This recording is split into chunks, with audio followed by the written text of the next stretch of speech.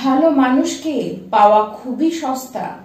আপনি একটু মিষ্টি ব্যবহার করে খুব সহজেই তাকে কিনে নিতে পারেন, কিন্তু আজ সেই মিষ্টি ব্যবহার করার মানুষগুলি কোথায় যেন হারিয়ে গিয়েছে। নমস্কার, আমি পুবালি গুহ শাস্ত্রী। আপনারা দেখছেন the star of astrology channel.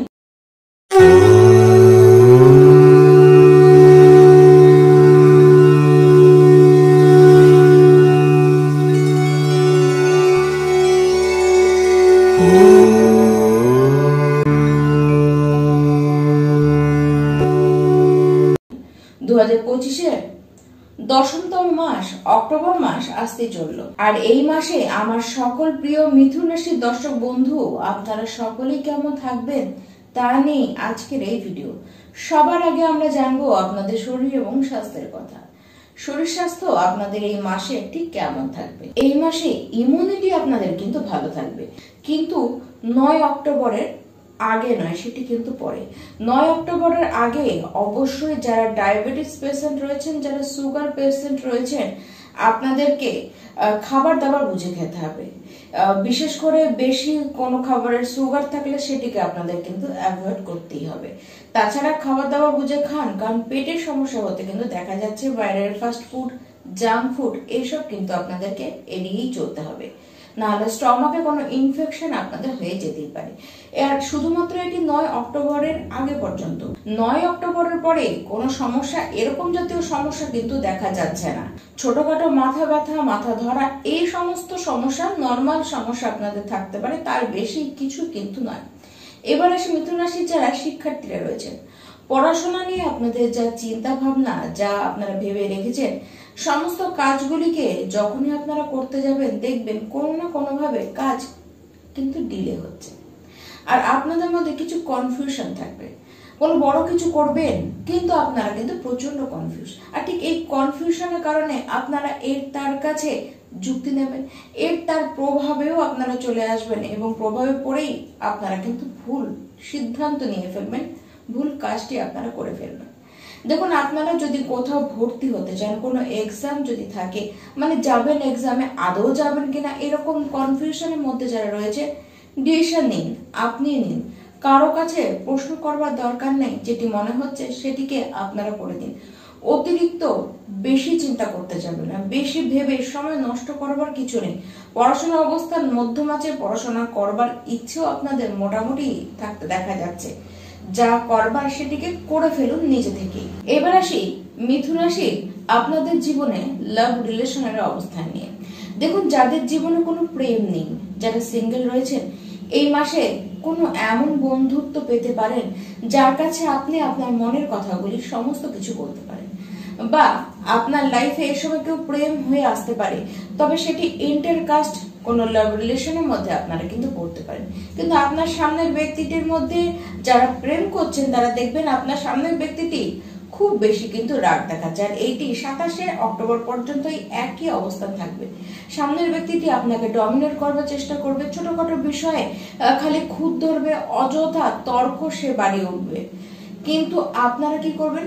আপনারা সমস্ত কিছুর মধ্যেও কিন্তু পোলাইট থাকবার চেষ্টা করবেন, নিজেকেও ঠিক রাখবেন, এবং সামনের ব্যক্তিটিকে আপনারা কিন্তু বোঝবার চেষ্টা করবেন। তার কোনো কথাকে খারাপ ভাবে না নিয়ে বরং সেটিকে ধরেই আপনারা নিজেদের প্রেম সম্পর্কটিকে আরো বেশি স্ট্রং করবার চেষ্টা করে যাবেন। আপনাদের চেষ্টায় এই মাসে লাভ রিলেশনের যেটুকু পজিটিভিটি দেখা যাবে, সেটুকু কিন্তু কেবলমাত্র আপনাদের চেষ্টায় হবে, কারণ আপনারা প্রচন্ড কেয়ারিং হবেন, এবং তার সাথে আপনারা কিন্তু খুব আন্ডারস্ট্যান্ডিং হবেন। আপনারাই সমস্ত জনের দায়িত্ব নিয়ে বুঝবেন, দায়িত্ব নিয়ে নিজেদের প্রেম সম্পর্কটিকে আপনারা এগিয়ে নিয়ে যাবেন। এবার আসি মিথুন রাশি যারা বিবাহিত ব্যক্তি রয়েছেন তাদের কথায়। আপনাদের লাইফ পার্টনারের কেরিয়ারে বেশ কিছু পরিবর্তন আসতে দেখবেন, এবং সেগুলি শুভ পরিবর্তন। আর্থিক উন্নতি, তাদের অবস্থান কিন্তু খুব ভালো হয়ে যাবে, এবং দুজনে আপনারা একত্রে যদি কোনো প্ল্যানিং করতে চান, সেটি আপনারা কোনো কাজের প্ল্যানিং করতে পারেন, কোনো ব্যবসা করতে পারেন, এমনকি ফ্যামিলি প্ল্যানিংও আপনারা কিন্তু করতে পারেন। সেটি আপনারা অনায়াসে করতে পারেন, বাধা আসবে না। আবার কোথাও যদি ঘুরতে যাওয়ার চিন্তা আপনারা একত্রে করেন, সেটিও কিন্তু আপনারা করতে পারেন। বিবাহিত জীবন আপনাদের কিন্তু বেশ ভালোই থাকবে, হ্যাপিলি ম্যারেজ লাইফ আপনারা কিন্তু কাটাবেন।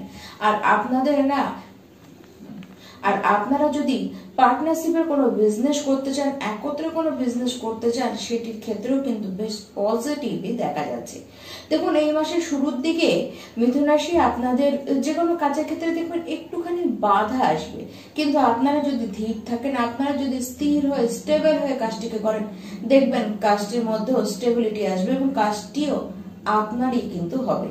সেই কারণেই বলবো, আপনারা নিশ্চিন্তে থাকুন, ভাগ্য আপনাদেরকে কিন্তু সাপোর্টই করবে। যারা চাইছেন যে ট্রেডিং করবেন, যারা প্রপার্টিতে ইনভেস্ট করতে চান, গোল্ডে কোনো ইনভেস্ট করতে চান, বা যারা কোনো ইনভেস্টমেন্ট মানে বড় কিছুতে ইনভেস্টমেন্ট যারা করতে চান, আপনারা দেখবেন কোথাও যেন বারবার একটা চিন্তা আসবে যে আদৌ করব কি করব না, এই যে একটা দোনামোনা ভাব আপনাদের মধ্যে থেকে যাবে। দেখুন, একটু যদি খোঁজ খবর নিয়ে করতে পারেন, তাহলে বলবো করেই ফেলুন, ভাগ্য আপনাদেরকে এই ক্ষেত্রে কিন্তু সাপোর্টই করবে। 19 অক্টোবরের পরে আপনাদের কেরিয়ারে কিছু পরিবর্তন, কিছু ভালো শুভ আপনাদের জীবনে, কেরিয়ার জীবনে কিন্তু ঘটতে চলেছে। আপনারা যারা যে ফিল্ডে কাজ করেন, সেই ফিল্ডে দেখবেন আস্তে আস্তে আপনারা কিন্তু এগিয়ে যাচ্ছেন। কেরিয়ারে আপনাদের শুভই কিছু ঘটতে চলেছে।